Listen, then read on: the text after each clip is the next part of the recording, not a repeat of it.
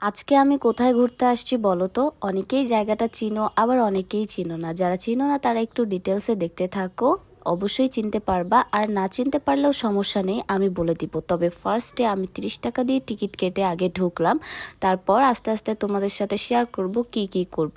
তো আমি কিন্তু খেতে খেতেই ঢুকছি ভাই, আমি যেখানেই যাই না কেন আমার খাওয়া আগে, তারপর বাকি সব কিছু। তবে আমার সাথে কয়েকদিন ধরে একটা ঘটনা ঘটে যাচ্ছে যে আমি যেদিনই ঘুরতে বের হই সেদিনই কেন জানি ওয়েদারটা অনেক বেশি জোশ থাকে, না থাকে গরম না থাকে ঠান্ডা, মানে একটা নাতিশীতোষ্ণ বলা যায় একটা ওয়েদার, এরকম একটা বিষয়। তো আমি আসছি আজকে জমিদার বাড়িতে ঘুরতে, যেহেতু আমার মনটা একদমই ভালো ছিল না। আমার মন ভালো না থাকলে আমি সবার আগে চিন্তা করি যে কোথায় ঘুরতে যাব। ঘুরতে গেলেই মন ভালো হয়ে যায়, মানে প্রকৃতির মধ্যে একটা আলাদা রকম শান্তি। এই শান্তিটা আমি কোথাও খুঁজে পাই না। আমি সবসময় মনে করি যে যখন সবখানে শান্তি শেষ হয়ে যায়, কোথাও আর ভালো লাগে না, তখন একটা জায়গায় শান্তি থাকে, সেটা হচ্ছে এই ন্যাচারাল ভাইব। তো এখানে আমার এত বেশি ভালো লাগলো এসে।